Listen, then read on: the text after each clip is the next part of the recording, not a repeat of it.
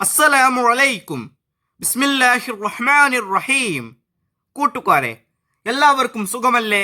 ഈ വീഡിയോയിൽ കാണുന്നത് ക്ലാസ് 5 ദുറൂസുൽ ഇസ്ലാം ഫസ്റ്റ് പാർട്ടിലെ 11ാമത്തെ പാഠത്തിലെ തദ്രീബാത്താണ് നോക്കുന്നത്. തദ്രീബാത്തെല്ലാം നോക്കുന്നതിന് മുമ്പ് കൂട്ടുകാർ ഈ പാഠം നല്ലവണ്ണം വായിച്ച് മനസ്സിലാക്കുക. അദ്ദർസുൽ ഹാദി അഷർ 11ാമത്തെ പാഠം അൽ ഫാറൂഖ്. ഒന്നാമത്തെ പാരഗ്രാഫ് നോക്കൂ. തണുപ്പുള്ള രാത്രി, നല്ല ഇരുട്ടുണ്ട്, എല്ലാവരും ഉറങ്ങി. അമീറുൽ മുഅ്മിനീനിന് ഉറക്കം വരുന്നില്ല. പ്രജകളുടെ പ്രയാസങ്ങൾ അറിയണം, അത് പരിഹരിക്കണം, അല്ലെങ്കിൽ അല്ലാഹു തആലയോട് മറുപടി പറയേണ്ടി വരും. ഈ ചിന്തകൾ അദ്ദേഹത്തിന്റെ ഉറക്കം കെടുത്തി. ഖലീഫ പുറത്തേക്കിറങ്ങി. കൂടെ ഖാദിമായ അസ്ലമുമുണ്ട്. അവർ ഇരുട്ടിലൂടെ നടന്നു. അകലെയുള്ള ഒരു കൂരയിൽ വിളക്ക് മുനിഞ്ഞു കത്തുന്നത് അവരുടെ ശ്രദ്ധയിൽപ്പെട്ടു. അവർ അങ്ങോട്ട് നടന്നു.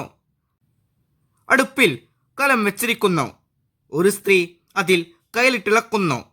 കുട്ടികൾ ചുറ്റുമിരുന്ന് കരയുന്നു. അവർ സലാം പറഞ്ഞു. ആ സ്ത്രീ പുറത്തേക്ക് വന്നു. കുട്ടികൾ എന്തിനാണ് കരയുന്നത്? ഖലീഫ ചോദിച്ചു. ദിവസങ്ങളായി ഞങ്ങൾ ഭക്ഷണം കഴിച്ചിട്ടില്ല. ആ സ്ത്രീ ഇങ്ങനെ പറഞ്ഞത് കേട്ട് ഖലീഫ ചോദിക്കുന്നു, കലത്തിൽ എന്താണ്? സ്ത്രീ, വെറും വെള്ളം. കുട്ടികളെ ആശ്വസിപ്പിക്കാൻ ഞാൻ അടുപ്പത്ത് വെച്ച് ഇളക്കുകയാണ്.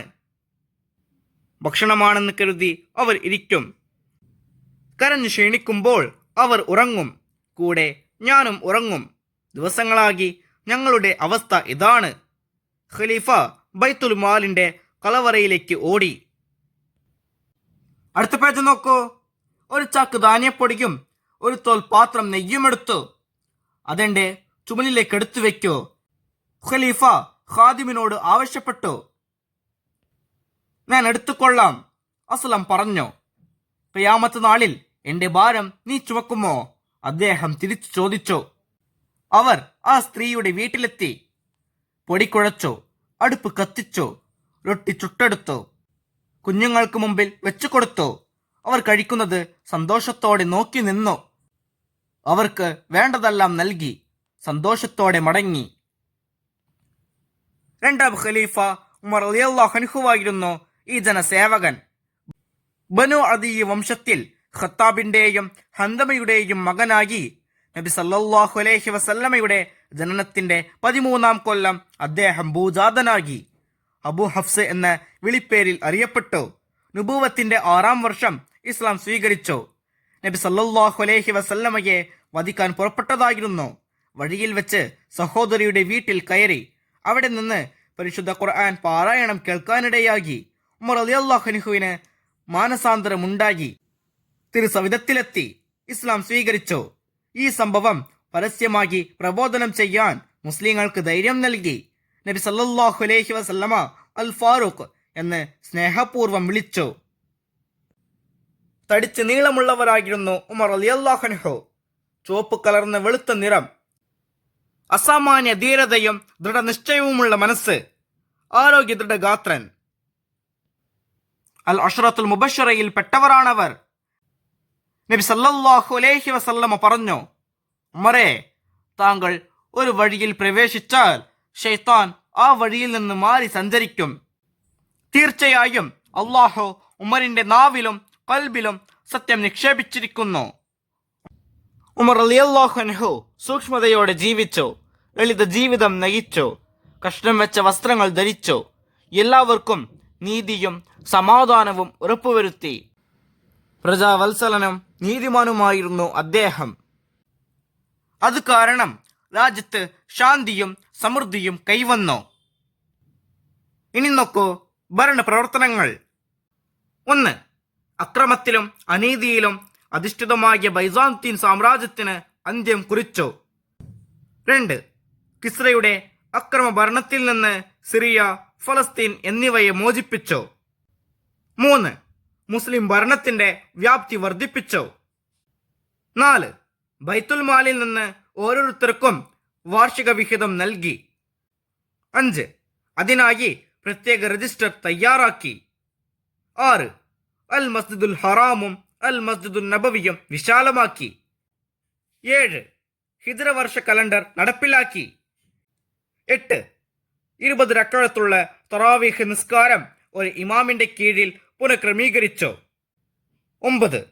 നിലവിലുണ്ടായിരുന്ന പേർഷ്യൻ നാണയങ്ങൾക്ക് പകരം പ്രത്യേക നാണയങ്ങൾ അടിച്ചിറക്കി. ഒരു ദിവസം സുബഹ് നിസ്കരിക്കുമ്പോൾ മജൂസിയായ അബുൽ ഉലുവ വിഷത്തിലൂട്ടിയ കടാര കൊണ്ട് ഉമർ റളിയല്ലാഹു അൻഹുവിനെ പിന്നിൽ നിന്ന് കുത്തി. അത് അദ്ദേഹത്തിന്റെ വഫാത്തിന് കാരണമാക്കി. നബി സല്ലല്ലാഹു അലൈഹി വസല്ലമയുടെയും സിദ്ദീഖ് റളിയല്ലാഹു അൻഹുവിന്റെയും സമീപം അദ്ദേഹത്തെ മറവ് ചെയ്തു. ഹിജ്റ 23 ദുൽഹിജ്ജ 26 അത്. അദ്ദേഹത്തിന് അന്ന് 63 വയസ്സായിരുന്നു. 10 വർഷവും 6 മാസവുമാണ് ഭരണകാലം. കൂട്ടുകാർക്ക് ഈ പാഠം വായിച്ചത് മനസ്സിലാകില്ലേ? നമുക്കിനി ഈ പാഠത്തിന്റെ തദ്രീബാത്ത് നോക്കാം. നോക്കുന്നതിന് മുമ്പ് ഈ പാഠത്തിന്റെ അവസാനത്തിൽ ഒരു ബോക്സ് കൊടുത്തിരിക്കുന്നു. അത് നമുക്ക് ഒന്ന് വായിച്ചു നോക്കാം. അഹദുൽ ഫാറൂഖി റളിയല്ലാഹു അൻഹു അഹദുൽ ഫുതൂഹ്. ഫാറൂഖ് റളിയല്ലാഹു അൻഹുവിന്റെ കാലം വിജയങ്ങളുടെ കാലം. തദ്രീബാത്തിൽ ഒന്നാമത്തെ പ്രവർത്തനം നഖറഉ വനഫ്ഹം. ഇവിടെ കൊടുത്തിരിക്കുന്നത് വായിച്ച് മനസ്സിലാക്കാം. ഹമല ചുമന്നു, ഖാദിം ഭൃത്യൻ, വലാം ഇരുട്ട്, നാമ നാമ ഉറങ്ങി, ഇദൽ ചാക്ക്, ഖുബ്സ് പത്തിരി, ജിറാബ് തോൽപാത്രം, ദഖീഖ് മാവ്, ഷഹം നെയ്യ്, അൽ ഫാറൂഖ് സത്യാസത്യ വിവേചകൻ, ബൈത്തുൽമാൽ പൊതു ഖജനാവ്, ബൈസാന്തിയ റോമൻ ഭരണകൂടം, അബൂൽ ഉലുവ മജൂസിയായ അടിമ, അമീറുൽ മുഅ്മിനീൻ സത്യവിശ്വാസികളുടെ നേതാവ്, ലൈലും ബാരിദ് തണുപ്പുള്ള രാത്രി, മുനിഞ്ഞ് കത്തുക, മങ്ങി പ്രകാശിക്കുക. തദ്രീബാത്തിൽ രണ്ടാമത്തെ പ്രവർത്തനം നുഇദു അസ്ഇല. ഈ പാഠത്തിൽ നിന്ന് 10 ചോദ്യങ്ങളും അവയുടെ ഉത്തരവും തയ്യാറാക്കി എഴുതുക. അപ്പൊ നമുക്ക് എഴുതാം. അപ്പൊ നോക്കൂ, ഒന്നാമത്തെ ചോദ്യം. അമീറുൽ മുഅ്മിനീന് രാത്രി ഉറക്കം വന്നില്ല. കാരണമെന്ത്?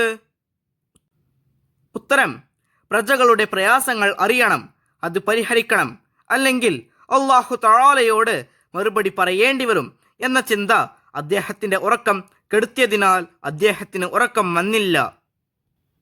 രണ്ടാമത്തെ ചോദ്യം. രാത്രി പുറത്തിറങ്ങിയപ്പോൾ ഖലീഫയുടെ കൂടെ ആരാണ് ഉണ്ടായിരുന്നത്? ഉത്തരം: ഖാദിമായ അസ്ലം. മൂന്നാമത്തെ ചോദ്യം.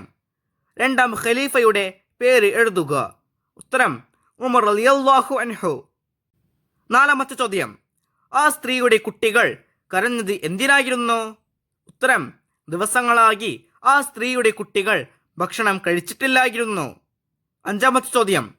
ഉമർ റളിയല്ലാഹു അൻഹുവിന്റെ വംശം ഏത്? ഉത്തരം: ബനു അദിയ്.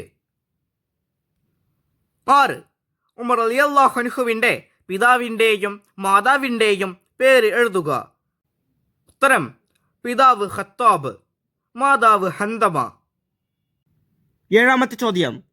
നബി സല്ലല്ലാഹു അലൈഹി വസല്ലമ അൽ ഫാറൂഖ് എന്ന് സ്നേഹപൂർവ്വം വിളിച്ചു. ആരെ? ഉത്തരം: ഉമർ റളിയല്ലാഹു അൻഹുവിനെ. എട്ടാമത്തെ ചോദ്യം. ഉമർ റളിയല്ലാഹു അൻഹുവിനെ വധിച്ചത് ആര്? ഉത്തരം: മജൂസിയായ അബൂൽ ഉലുവ. 9. ഉമർ റളിയല്ലാഹു അൻഹുവിന്റെ വിളിപ്പേര് എന്ത്? ഉത്തരം: അബൂ ഹഫ്സ്. 10. ഉമർ റളിയല്ലാഹു അൻഹുവിന്റെ ഭരണകാലം എത്ര? ഉത്തരം: 10 വർഷവും 6 മാസവും. തദ്രീബാത്തിൽ മൂന്നാമത്തെ പ്രവർത്തനം നുബയ്യിനു സിയാഖ്. സന്ദർഭം വ്യക്തമാക്കുക. കുട്ടികളെ ആശ്വസിപ്പിക്കാൻ ഞാൻ അടുപ്പിൽ വെറും വെള്ളം വെച്ച് ഇളക്കുകയാണ്. ഇത് ആരോട് എപ്പോൾ പറഞ്ഞോ ആ സന്ദർഭം വ്യക്തമാക്കുക. തണുപ്പുള്ള രാത്രി, നല്ല ഇരുട്ടുണ്ട്, എല്ലാവരും ഉറങ്ങി. അമീറുൽ മുഅ്മിനീന് ഉറക്കം വരുന്നില്ല. പ്രജകളുടെ പ്രയാസങ്ങൾ അറിയണം, അത് പരിഹരിക്കണം, അല്ലെങ്കിൽ അല്ലാഹു തആലയോട് മറുപടി പറയേണ്ടി വരും. ഈ ചിന്തകൾ അദ്ദേഹത്തിന്റെ ഉറക്കം കെടുത്തി.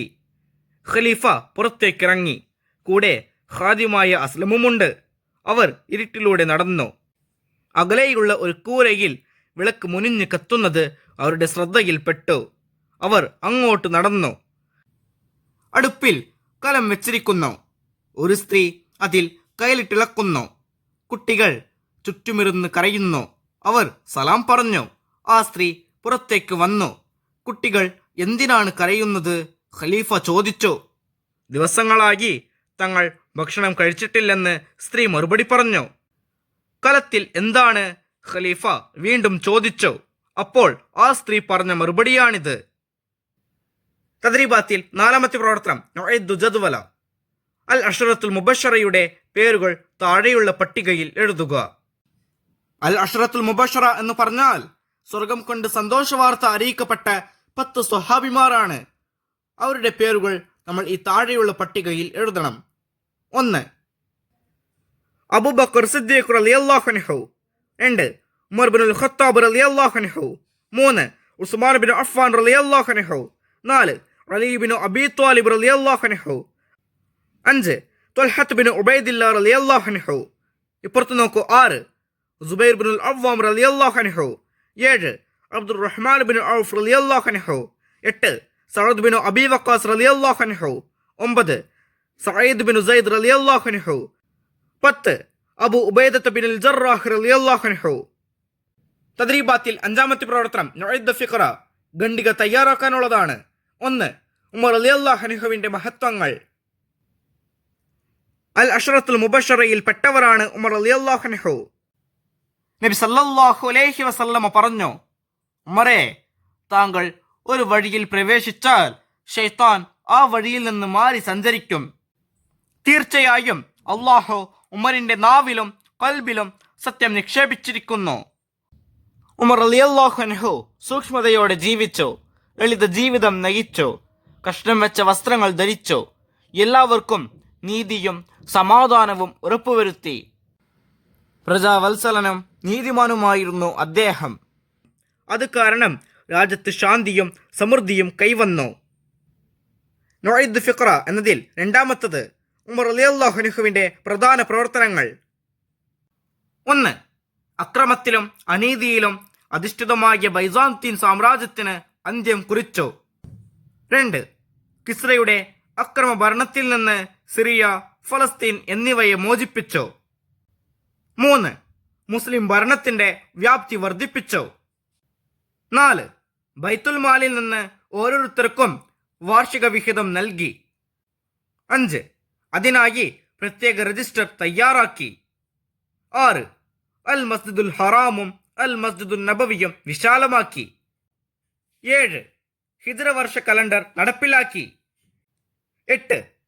20 റക്അത്തുള്ള തറാവീഹ് നിസ്കാരം ഒരു ഇമാമിന്റെ കീഴിൽ പുനഃക്രമീകരിച്ചു. 9. നിലവിലുണ്ടായിരുന്ന പേർഷ്യൻ നാണയങ്ങൾക്ക് പകരം പ്രത്യേക നാണയങ്ങൾ അടിച്ചിറക്കി. 3. ഉമർ റളിയല്ലാഹു അൻഹുവിന്റെ വഫാത്ത്.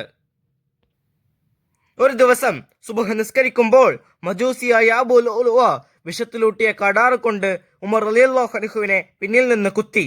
അത് അദ്ദേഹത്തിന്റെ വഫാത്തിന് കാരണമായി. നബി സല്ലല്ലാഹു അലൈഹി വസല്ലമയുടെയും സിദ്ദീഖ് റളിയല്ലാഹു അൻഹുവിന്റെയും സമീപം അദ്ദേഹത്തെ മറവ് ചെയ്തു. ഹിജ്റ 23 ദുൽഹിജ്ജ 26 അത്. അദ്ദേഹത്തിന് അന്ന് 63 വയസ്സായിരുന്നു. 10 വർഷവും 6 മാസവുമാണ് ഭരണകാലം. തദ്രീബാത്തിൽ ആറാമത്തെ പ്രവർത്തനം നക്തുബുൽ ഖിസ്സ. ഉമർ റളിയല്ലാഹു അൻഹുവിന്റെ ഇസ്ലാം ആശ്ലേഷം. ബനു അദി വംശത്തിൽ ഖത്താബിന്റെയും ഹന്തമയുടെയും മകനായി നബി സല്ലല്ലാഹു അലൈഹി വസല്ലമയുടെ ജനനത്തിന്റെ 13-ാം കൊല്ലം അദ്ദേഹം ഭൂജാതനായി. അബു ഹഫ്സ് എന്ന വിളിപ്പേരിൽ അറിയപ്പെട്ടു. നുബുവത്തിന്റെ 6-ാം വർഷം ഇസ്ലാം സ്വീകരിച്ചു. നബി സല്ലല്ലാഹു അലൈഹി വസല്ലമയെ വധിക്കാൻ പുറപ്പെട്ടതായിരുന്നു. വഴിയിൽ വെച്ച് സഹോദരിയുടെ വീട്ടിൽ കയറി. അവിടെ നിന്ന് പരിശുദ്ധ ഖുർആൻ പാരായണം കേൾക്കാനിടയായി. ഉമർ റളിയല്ലാഹു അൻഹുവിന് മാനസാന്തരമുണ്ടായി. തിരുസവിധത്തിലെത്തി ഇസ്ലാം സ്വീകരിച്ചു. കൂട്ടുകാർക്ക് ഈ പാഠവും ഈ പാഠത്തിന്റെ തദ്രീബാത്ത് മനസ്സിലാകില്ലേ? ഇൻഷാ അല്ലാഹ് അടുത്തൊരു സബ്ജക്റ്റുമായി നമുക്ക് വീണ്ടും കാണാം. അപ്പോൾ എല്ലാവർക്കും ഒരിക്കൽ കൂടി അസ്സലാമു അലൈക്കും വറഹ്മത്തുള്ളാഹി തആല വബറകാതുഹു.